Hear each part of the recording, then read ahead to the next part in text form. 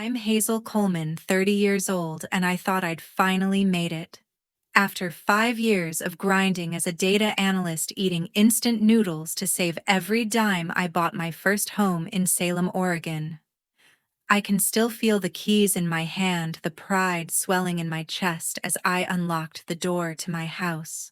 My reward for years of sacrifice, a court summons from my own parents.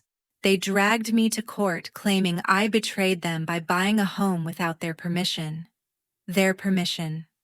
Can you believe that I stood in that courtroom staring at my mom and dad across the aisle, their faces cold like I was some stranger who'd stolen from them, all because I dared to make a decision for myself? The betrayal cut deep, but it wasn't just the lawsuit. They took it further, airing their grievances online, painting me as the ungrateful daughter in our small town's Facebook groups. It wasn't about money, it was about control.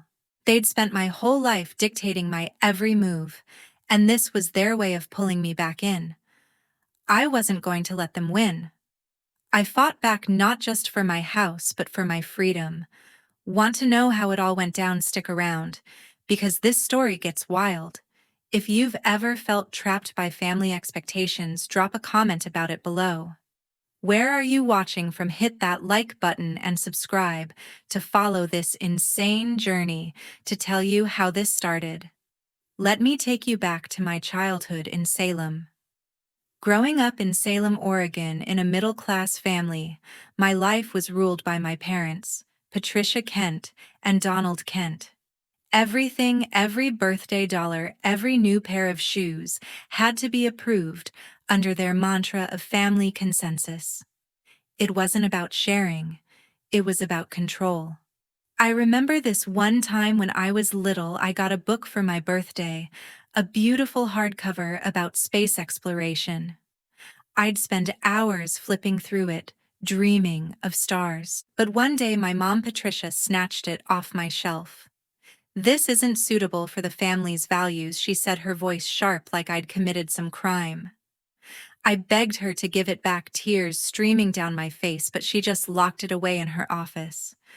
I never saw it again. That moment stuck with me, a quiet wound that never fully healed.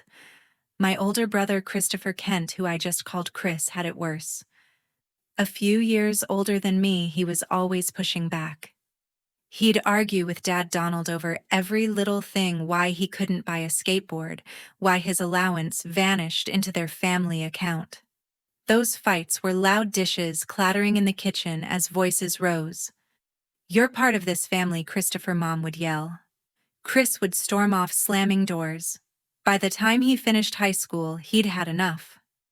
One night, after a screaming match about his college plans, he packed a bag and left for Portland. I was still a kid, watching from my bedroom door, heart pounding as his car peeled out of the driveway. He barely looked back. With Chris gone, the house felt smaller, like the walls were closing in. Mom and Dad turned their focus on me, their last tether to control. Every Christmas gift, every report card, every choice I made was scrutinized. They'd sit me down at the dining table, going over my contributions to the family, as if my existence was a ledger they needed to balance. I wasn't allowed to spend my own birthday money without their approval. Once I saved up from chores to buy a journal, something just for me. I hid it under my mattress, but Mom found it during one of her room checks. She didn't take it, but she lectured me for an hour about how secrets weren't part of our family's way. I learned to keep my dreams small, tucked away, where they couldn't see. School was my only escape, but even that came with strings. I loved math, the way numbers made sense when nothing else did. Teachers said I had a knack for it, and I started imagining a future where I could make my own choices. But at home, every step forward felt like a battle. Mom and Dad had this way of making me feel guilty for wanting anything outside their plan. "We're doing this for your future," Dad would say, his voice calm but heavy like a judge passing a sentence. I'd nod, swallowing my arguments because fighting back never worked. Chris had tried, and he was gone. I didn't want to lose what little I had left. Their control wasn't just about money, it was about owning every piece of me. my clothes. They picked them saying my choices were too flashy. My friends. They had to meet mom and dad first, and most didn't pass their test. I remember one girl, Sarah, who I'd eat lunch with in middle school. She was funny, always sneaking me extra cookies from her lunchbox. But mom called her a bad influence after one visit and banned me from hanging out with her. I stopped inviting people over after that. It was easier to keep to myself than to watch my world shrink further. Looking back, I see how their rules shaped me.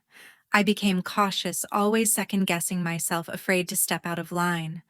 But even as a kid, I felt this spark inside, a quiet rebellion that refused to die.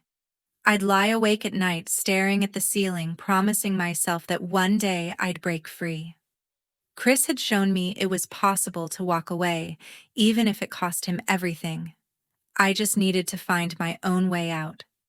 After I graduated from high school, my first job was at a local bookstore, a cozy place with creaky shelves and the smell of old paper. I was thrilled to earn my own money stacking books and helping customers find their next read. It felt like a small taste of independence, a chance to carve out something for myself. But that feeling didn't last long.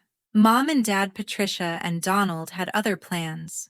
They demanded I hand over 70% of every paycheck to what they called the family fund. "It's for our future," Mom would say, her voice firm, as if I had no say in the matter. I'd bring home a few $100s a month, and most of it went straight to them, leaving me with barely enough for a coffee. They didn't stop there. My parents insisted on linking my bank account to theirs, claiming it was easier to manage my finances. Every withdrawal, every purchase had to go through their approval.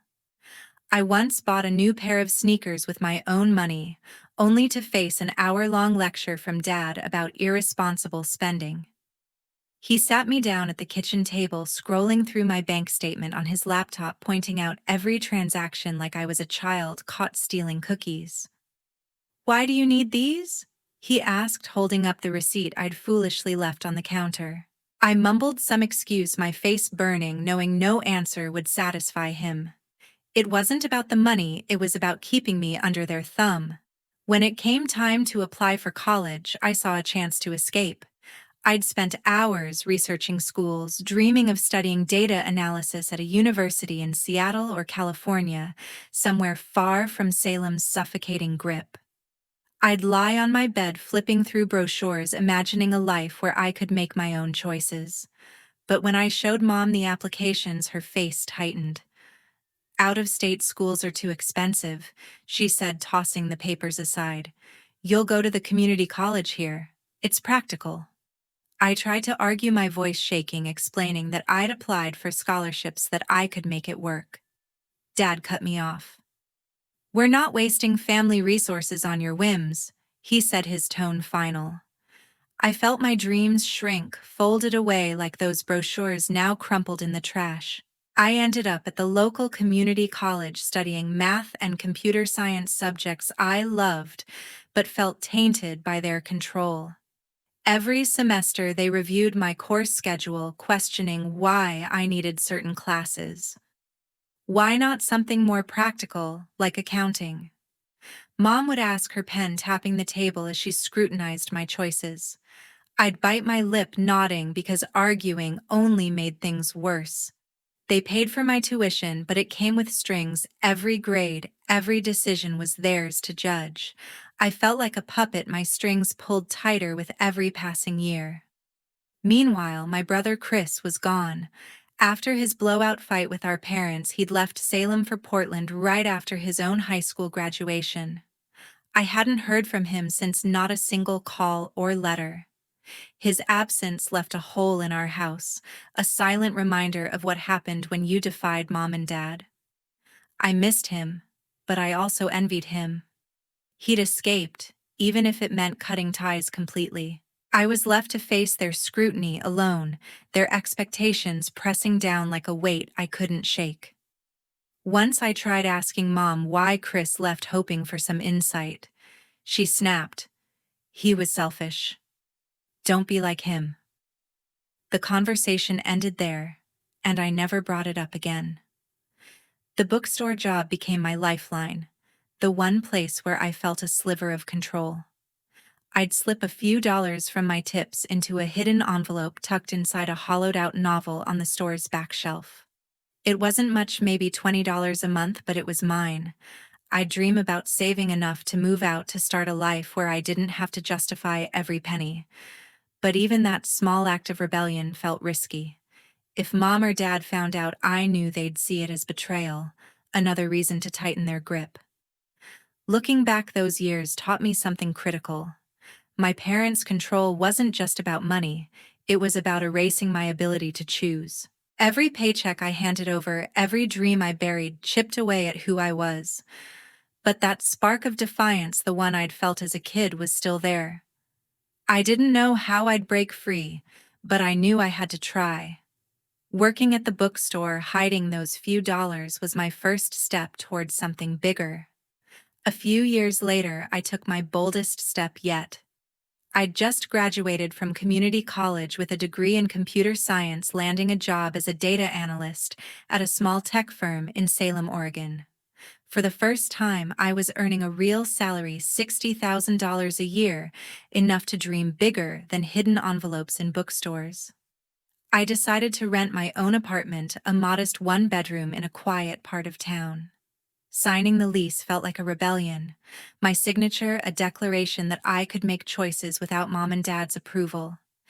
I moved in with a single suitcase, a folding chair, and a mattress on the floor, but it was mine. For a moment, I thought I'd finally escaped their grip. That hope didn't last. When I told Mom and Dad about the apartment, their faces turned to stone. "Renting is throwing money away," Dad said, his voice low and sharp, like I'd insulted him. Mom crossed her arms, adding, "You should have stayed home and saved for the family." I tried explaining that I needed my own space, that I was 22 and ready to live independently, but they brushed me off. "You're not thinking straight," Mom said, her words slicing through my excitement. They didn't stop there.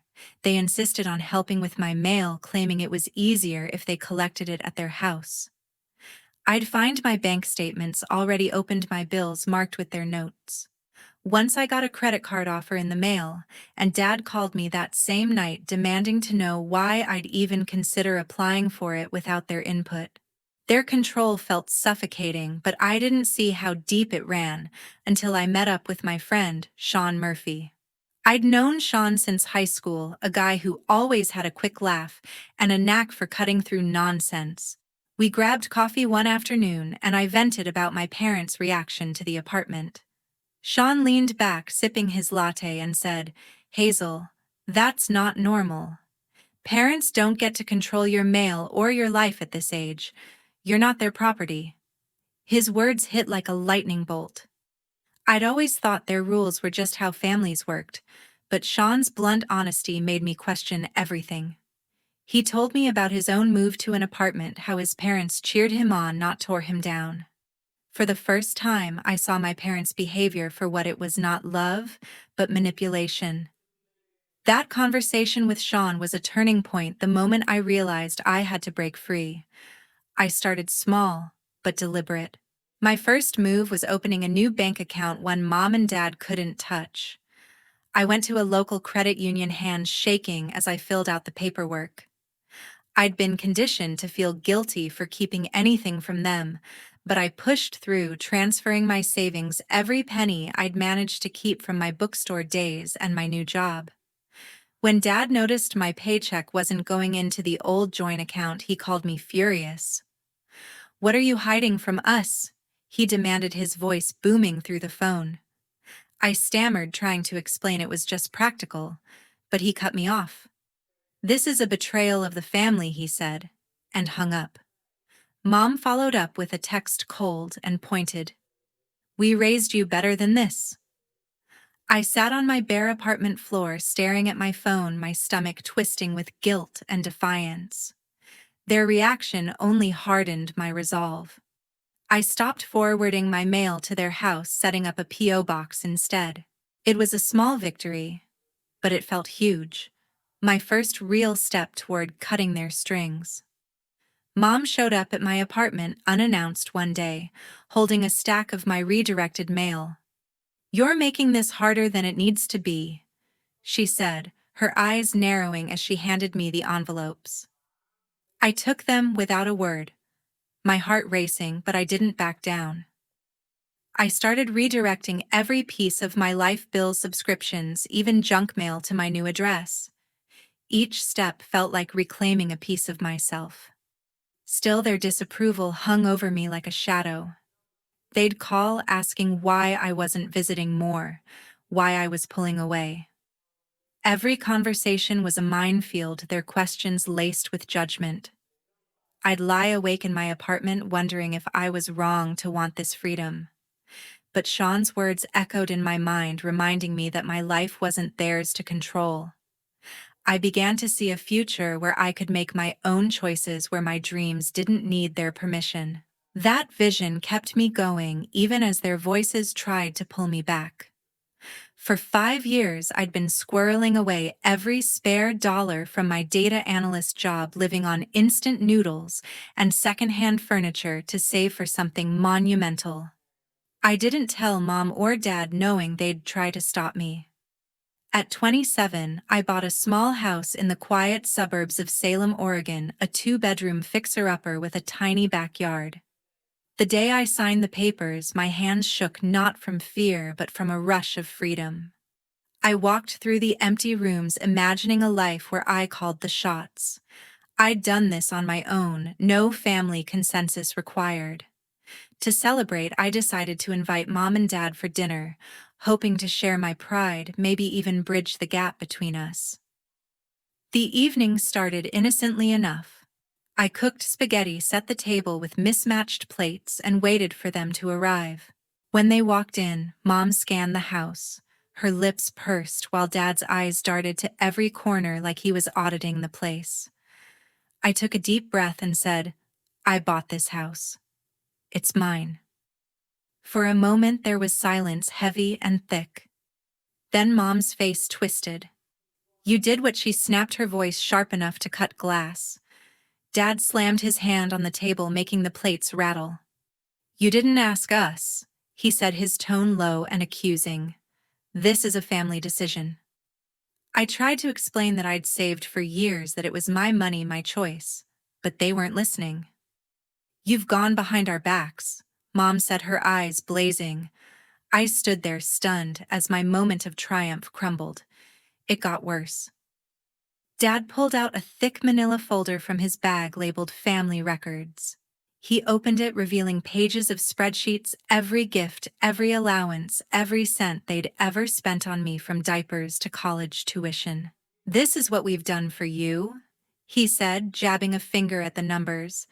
"And you repay us by making decisions without us." Mom chimed in, her voice cold. "You owe us, Hazel. This house should be under family control." I stared at the folder, my heart pounding, realizing they'd been keeping score my entire life. They weren't just angry, they wanted to own my house, my independence, everything. I told them to leave, my voice shaking but firm.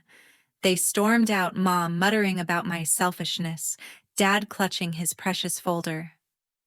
The next morning, I woke up to a barrage of notifications on my phone. Mom had posted in a local Salem Facebook group, one with thousands of members, neighbors, coworkers, people I'd known my whole life. "Our daughter has turned her back on us," the post read. "She bought a house without our permission, acting like we mean nothing. So ungrateful." Comments poured in, some calling me selfish, others speculating about my secret motives. Dad followed up with his own post, painting me as a spoiled kid who'd betrayed her family. I sat on my couch scrolling through the vitriol, my chest tight. These weren't just private arguments anymore. They were dragging my name through the mud for all of Salem to see. I wanted to scream, to defend myself, but I knew responding would only fuel their fire. The public shaming stung, but it wasn't new. Their need to control had always been about power, not love. That folder, those posts, were just new weapons in their arsenal. I thought about calling them, begging them to stop, but something in me snapped. I wasn't a kid anymore hiding journals or sneaking dollars. I'd bought a house with my own money and they couldn't take that away. Still, their words echoed, making me question if I'd done something wrong. I spent nights pacing my new home, the joy of ownership tainted by their accusations. I knew I had to protect what I'd built, but I didn't know how far they'd go to take it back. A week later, I received a letter that left me speechless. It was a court summons delivered to my doorstep. My parents were suing me, claiming I'd disrespected the family by buying my house without their permission. They demanded legal control over the property, arguing it was a family asset since they'd supported me growing up. I sat at my kitchen counter, the paper trembling in my hands, reading their accusations over and over. Ungrateful, dishonest betrayal, their words felt like a punch to the gut. I'd fought so hard for this house, my independence, and now they wanted to take it away in court. I didn't know where to start, but I knew I couldn't face this alone. I found Susan Riley, a local attorney with a reputation for handling messy family disputes. When I met her in her small, cluttered office, I poured out my story: years of control, the dinner disaster, their public attacks online. Susan, sharp and no-nonsense, leaned forward and said, "This case is flimsy, but we need to dig deeper." She started investigating my parents' claims, and what she found shocked me. Mom and Dad were drowning in debt from bad real estate investments. They'd sunk money into rental properties that tanked, leaving them desperate for cash. Susan showed me documents proving their financial mess: liens, missed payments, a trail of bad decisions. "This lawsuit isn't about family honor," she said, tapping the papers. "They're after your house to bail themselves out." I felt betrayed all over again, realizing their fight was about their own survival, not my choices. Then out of nowhere, Chris showed up. I hadn't seen my brother since he left for Portland years ago, but he knocked on my door one evening, his face older but familiar. "I heard about the lawsuit," he said, his voice quiet but steady. "I'm here to help." Over coffee at my tiny dining table, he told me his story. After college, Mom and Dad had pressured him to funnel his paychecks into their investments, promising it was for family security. When he refused, they cut him off, and he walked away for good. "They tried to control me the same way," he said, his eyes meeting mine. "You're doing the right thing, fighting back." His support felt like a lifeline, the first time I didn't feel alone in this mess. Chris offered to testify about their pattern of control, giving me a new surge of determination. I needed hard evidence to prove my financial independence, and that's where Sean came in. Unlike his role as my sounding board years ago, this time he took action. Sean, always good at digging up information, offered to help me track down records. We spent late nights combing through my old bank statements, pay stubs, and tax returns, piecing together proof that every dollar for the house came from my own savings. He even found a lease agreement from my apartment days showing I'd been financially independent long before the house purchase. "They can't claim you owe them when you've got this," Sean said, holding up a folder of documents. His help was invaluable, turning my scattered records into a solid defense. As the court date loomed, Susan drilled me on what to expect. She warned me that Mom and Dad would lean hard on their family duty argument, painting me as the ungrateful daughter. "They'll try to guilt you," she said, her voice firm. "Stay focused on the facts." I spent hours preparing, rehearsing my story, memorizing dates and figures. Every night, I'd lie awake imagining standing in front of a judge, facing my parents across the courtroom. The thought of their cold stares made my stomach churn, but Chris's words echoed in my mind. "You're doing the right thing." I wasn't just fighting for my house. I was fighting for my life, my freedom to choose. The lawsuit felt like the final battle in a war I'd been fighting since childhood. Mom and Dad had controlled my money, my choices, my dreams for years, but this was different. They'd crossed a line, dragging me to court, exposing their own desperation. With Susan's expertise, Chris's support, and Sean's help, I felt ready not just to defend my house, but to take back my future. I didn't know how the judge would rule, but I knew I wouldn't go down without a fight. The day of the trial arrived and everything changed. I walked into the courtroom with a heavy heart. The Salem, Oregon courthouse was cold and imposing, its high ceilings echoing every step. I sat beside Susan, gripping my chair as my parents Patricia and Donald took their places across the room. Their faces were stone.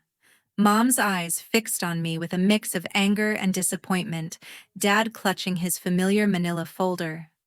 Judge Nancy Holt, a stern woman with sharp eyes, called the room to order. My stomach churned, but Susan gave me a reassuring nod. I'd spent weeks preparing, armed with evidence of my financial independence, but facing my parents in court felt like confronting a lifetime of control. Mom and Dad's lawyer went first, presenting their case with theatrical flair. He waved their family records folder, claiming I'd betrayed them by buying my house without permission. "This family has always made decisions together," he said, holding up spreadsheets detailing every dollar they'd spent on me since childhood. Hazel's actions show disrespect, undermining their sacrifices. Mom nodded along, her lips tight, while Dad stared at me, expecting me to crumble. The argument felt like a twisted version of our dinner confrontation, their accusations now amplified for the court. I clenched my fists, fighting the urge to interrupt, knowing Susan would handle it.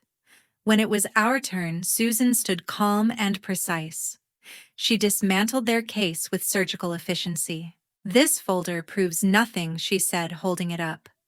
"It's a list of expenses any parent might incur, not a legal claim to my client's property." She presented my bank statements, tax returns, and lease agreements, documents Sean had helped me compile, proving every cent for the house came from my savings as a data analyst. Then came the bombshell. Susan introduced records of my parents' financial troubles, failed real estate deals, mounting debts, and unpaid loans. "This lawsuit isn't about family values," she said, her voice steady. "It's a desperate attempt to seize Hazel's assets to cover their losses." The courtroom went silent. Mom's face flushed and Dad's jaw tightened, but they had no rebuttal. Judge Holt leaned forward, her gaze piercing. "I've heard enough," she said, her tone cutting through the tension. "This family records document lacks any legal standing. It's irrelevant to the ownership of Ms. Coleman's property." She turned to my parents. "Your financial difficulties do not entitle you to your daughter's assets. This case is dismissed." The gavel struck, and relief flooded through me, so intense I nearly collapsed. I'd won. My house, my independence, was mine. Susan squeezed my shoulder, whispering, "You did it." I looked at Mom and Dad, expecting some sign of remorse, but their faces were unreadable. As we left the courtroom, Mom grabbed my arm. "If you walk away from this, you're no longer our daughter," she said, her voice low and venomous. Dad stood behind her, nodding. "Choose carefully, Hazel," he added, his words heavy with finality. I froze, their threat slicing through my victory. For a moment, I felt like that little girl again, terrified of losing them. But then I remembered everything: their control, their manipulation, the public shaming. "I'm done," I said, my voice steady, despite the tears in my eyes. "I choose myself." I walked away, leaving them standing in the courthouse hall, their power over me broken. Outside, Sean was waiting, a wide grin on his face. "You crushed it," he said, pulling me into a hug. Unlike his earlier roles, offering advice or digging up documents, this time, he was there to celebrate, his presence a reminder of the support I'd found outside my family. We went to a diner nearby, and over greasy burgers he toasted to my freedom. "To your house, your life, your rules," he said, clinking his soda against mine. For the first time in years, I laughed without a weight on my shoulders. The victory wasn't just about the house, it was about reclaiming my life from their grip. Looking back, that day marked the end of my parents' hold over me. I'd spent my life bending to their rules, but the trial showed me who they really were. Their threats, their lawsuit were the final proof that their love came with strings. Cutting contact wasn't easy. Guilt lingered, creeping in during quiet moments, but it was necessary. I heard later that their financial troubles forced them to sell their own house, their reputation tarnished in Salem after their public attacks on me. I didn't gloat. I just moved forward, building a life on my terms. After the victory, I returned to my house, but everything felt different. The trial had freed me from my parents' control, but it also left a void where family once stood. My house in Salem, Oregon was no longer just a building. It was a symbol of my independence, a place to rebuild my life. The weight of cutting ties with mom and dad lingered, but I was ready to move forward to create a new sense of belonging. I turned to the people who mattered, starting with Chris, and opened my doors to the community I'd been too guarded to embrace before. Chris became my anchor. After years apart, we reconnected over long phone calls, sharing stories of our childhood and the pressures we'd both faced. He visited from Portland one weekend, bringing takeout pizza and a stack of old photos. We laughed over memories of sneaking comic books under the covers, a bond our parents couldn't break. "I'm proud of you," he said, his voice warm as we sat on my porch. "You did what I couldn't," stood up to them. Those words healed something in me, strengthening our relationship. Chris wasn't just my brother. He was proof that family could mean support, not control. We made plans to meet regularly, rebuilding what we'd lost. I also started connecting with my neighbors, something I'd avoided during the chaos of the lawsuit. The Parkers, a retired couple next door, invited me over for coffee one morning. They'd heard about the trial through Salem's gossip mill, but didn't pry. Instead, they shared stories of their own kids, offering a warmth I hadn't expected. Across the street, the Stone family, parents with two teenagers, welcomed me with a homemade pie after I helped them fix a flat tire. "You're one of us now," Mrs. Stone said, her smile genuine. These small gestures made my neighborhood feel like home, a community that saw me for who I was, not the drama mom and dad had spread. Speaking of my parents, their actions caught up with them. Their posts on the local Facebook group calling me selfish and ungrateful backfired. Neighbors and old friends saw through their narrative, especially after the lawsuit's outcome spread. People whispered about their failed real estate ventures, how they'd tried to seize my house to cover their debts. Their reputation in Salem crumbled, and I heard through a former coworker that they'd put their house on the market, unable to keep up with mounting bills. Part of me felt a pang of sadness. They were still my parents, but their choices had consequences. They'd built their lives on control, and when it failed, they lost the community's respect and their home. To mark my new beginning, I decided to host a housewarming party.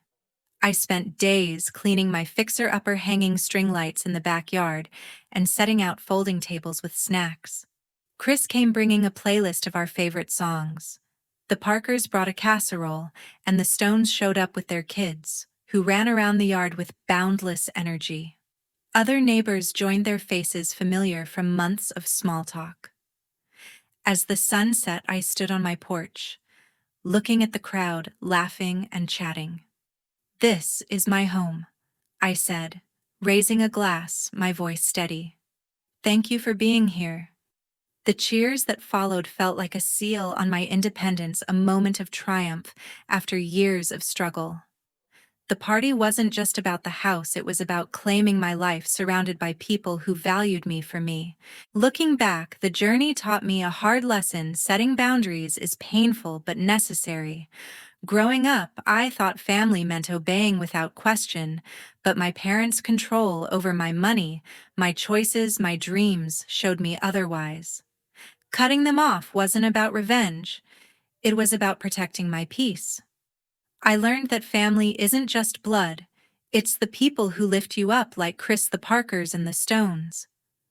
I also learned to trust myself, to believe my choices were enough. The house, the lawsuit, the victory. They were steps toward a life I defined, not one dictated by others. To everyone who's followed my story, thank you. This wasn't easy to share, reliving the pain, the betrayal, the fight, but it's shown me how many others face similar struggles. I'd love to hear your thoughts. Have you ever had to set boundaries with family? How did you find the strength to choose yourself? Share in the comments. I'm reading everyone. Your stories remind me we're not alone, that we can build lives on our own terms no matter how hard the fight. This house is mine, and so is my future.